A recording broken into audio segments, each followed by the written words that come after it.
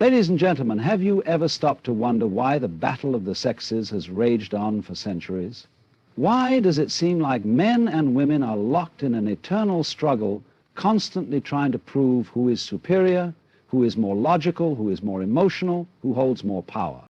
But here's the thing. What if I told you that this entire debate is nothing more than a grand illusion, a game we have all agreed to play without ever questioning the rules? What if this so-called battle is just nature playing with itself, laughing at its own cleverness? You see, we don't argue about the superiority of fire over water, the sun over the moon, or the inhale over the exhale, because deep down we understand that they are interdependent. And yet, when it comes to men and women, we behave as though we are separate, as though one must win and the other must lose. Stay with me, because by the end of this journey, you may come to see that this entire debate is not just unnecessary, but hilariously absurd. From the moment we are born, we are assigned roles. Boys are taught to be strong, logical, and dominant. Girls are taught to be gentle, nurturing, and sensitive. But take a closer look. Aren't these just costumes we wear? Haven't we all at some point felt the pull of both energies within us? A man who is only strength without softness becomes a machine. A woman who is only nurturing without assertiveness becomes a shadow. But when we embrace both, when we stop trying to define ourselves by rigid lines, we find a kind of freedom, a flow that is not limited by gender, but enriched by it. This is not to deny biology or the influence of history, but to see beyond them. Just as a river carves its way through a valley, adapting to the shape of the land, so too do men and women shape each other, evolve with each other, and ultimately become each other in ways we rarely notice. The real joke is that we spend so much time arguing about our differences, yet every man carries the essence of the feminine and every woman carries the essence of the masculine. The greatest lovers, the greatest thinkers, the greatest creators are those who have learned to dance between the two rather than cling desperately to one. It is a paradox, but one worth embracing. The more we fight to separate ourselves, the more we prove that we are the same. So, the next time someone tries to pull you into the age-old argument of men versus women, take a step back and laugh. Laugh at the illusion, at the absurdity of trying to divide the indivisible. Because in the end, it was never about opposition. It was always about balance, about unity disguised as difference, about two forces playing a game only to discover that they were one all along. From the moment we are born, we are placed into categories, boy or girl, masculine or feminine, strong or soft, logical or emotional. We are taught to see these as opposing forces, two sides locked in a perpetual struggle, as though they are entirely separate and irreconcilable.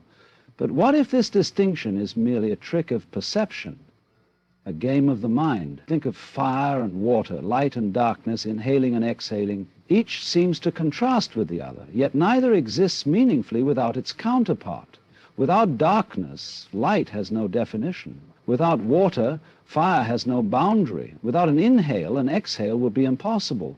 The same is true for men and women, not adversaries, but reflections that define and complete one another. Throughout history, we have built entire civilizations upon this illusion, crafting rigid roles and expectations, creating myths of dominance and submission, victory and defeat. We pit men against women as though they are enemies in a war, when in reality they are two expressions of the same underlying force, life itself, playing with form. A man may chase power, but what is power without the wisdom to guide it? A woman may embody gentleness, but what is gentleness without the strength to sustain it? In every man there is an echo of the feminine, in every woman a whisper of the masculine. These energies do not compete, they weave together like the currents of an unseen river. Yet we insist on drawing lines in the sand, forgetting that the ocean will always wash them away. Look at the world around you. Nature does not struggle to separate itself into rigid categories. It moves, it flows, it dances.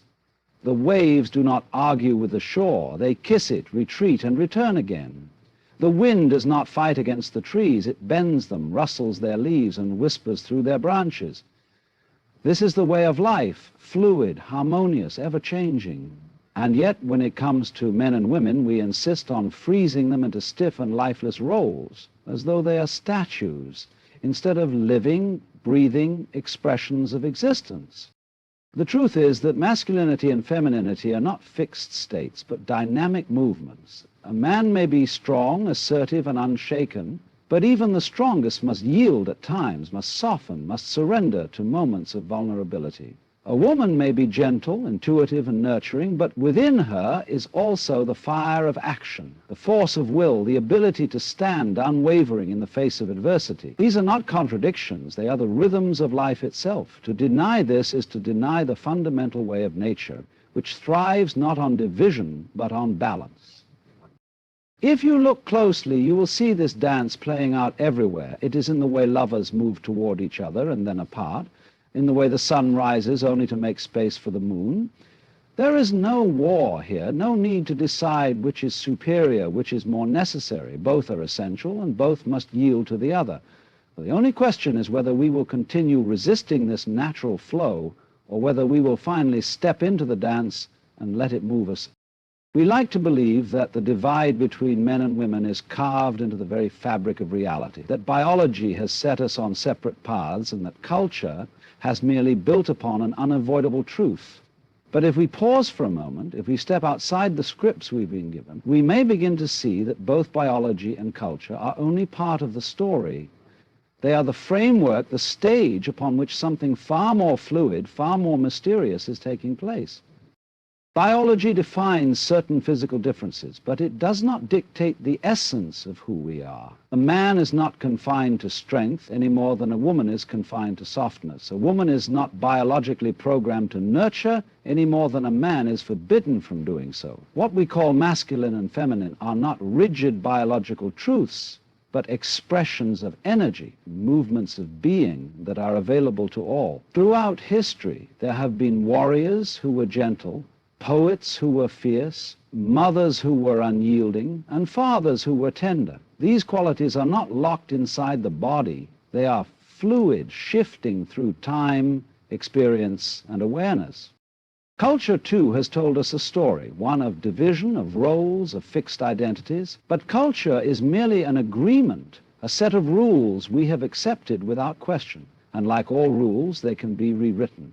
The moment we realize that we are more than our biology and more than the roles culture has assigned us, we step into a greater truth, one where the self is not bound by gender, but liberated by the full spectrum of human experience.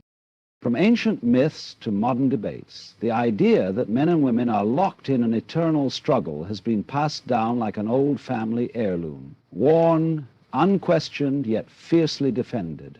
Society thrives on this myth, feeding us stories of battle, of competition, of fundamental differences that supposedly make us destined to misunderstand one another. We are told that men are rational while women are emotional, that men seek conquest while women seek connection, that one is the hunter and the other the nurturer. And yet, the more we hold on to these divisions, the more we find ourselves trapped in a game where no one actually wins. Look closely and you will see that this conflict is not natural, it is manufactured. It is a game we have all been trained to play, a script we have been given without ever questioning its purpose. Why do we need one side to be superior? Why does strength have to exclude softness? Why does logic have to be separate from intuition? The truth is, the supposed battle of the sexes is a distraction, keeping us from realizing that these qualities do not belong to any one gender. They belong to all of us. Yet, as long as we believe in this battle, we continue to fight, we push against each other, convinced that to acknowledge the other is to lose something of ourselves. But what if the real power comes not from winning, but from stepping outside the game altogether? What if the moment we stop struggling to define ourselves in opposition to one another, we discover something far more profound, something that has been waiting for us beyond the illusion of conflict? If there is one thing the universe loves, it is irony. We spend our lives arguing about the differences between men and women, debating who is stronger, who is wiser, who holds the power. We create entire philosophies around these ideas, crafting rules and hierarchies, designing expectations that are passed down through generations. And yet the punchline of this great cosmic joke is that at our core, we are not opposites at all. We are mirrors, endlessly reflecting each other in ways we rarely notice. Think about it. The qualities we so often assign to men, strength, logic, assertiveness, exist within every woman. The traits we associate with women, compassion, intuition, sensitivity, are present in every man. We argue over these distinctions, but in doing so, we fail to see that they are not fixed categories. They are simply different shades of the same light. The greatest minds, the most profound creators, the most enlightened souls throughout history have always embodied both. The warrior who is also a poet, the leader who is also kind, the thinker who also feels. The closer we look, the more the lines blur, until we are left with only one undeniable truth. We are not as separate as we have been led to believe. And yet, here we are, still debating, still drawing lines, still pretending that we are divided. It is as if the universe has set up this grand illusion just to see how long it will take us to laugh at it. The moment we stop taking the debate so seriously, the moment we step back and see the humor in it all, is the moment we realize that men and women were never meant to compete, they were meant to complete. For centuries we have waged a quiet war, one not fought with weapons, but with words, expectations, and unspoken rules. Men and women locked in an endless push and pull, trying to define themselves in relation to the other, as if existence itself demands a victor. But here's the secret that few dare to embrace. There is nothing to win because there was never a battle to begin with. The struggle, the resistance, the need to prove superiority, these are illusions, distractions from the deeper truth that has always been right in front of us. The greatest power does not lie in proving one's strength or in guarding one's perceived role. It lies in surrender, not in weakness, but in wisdom.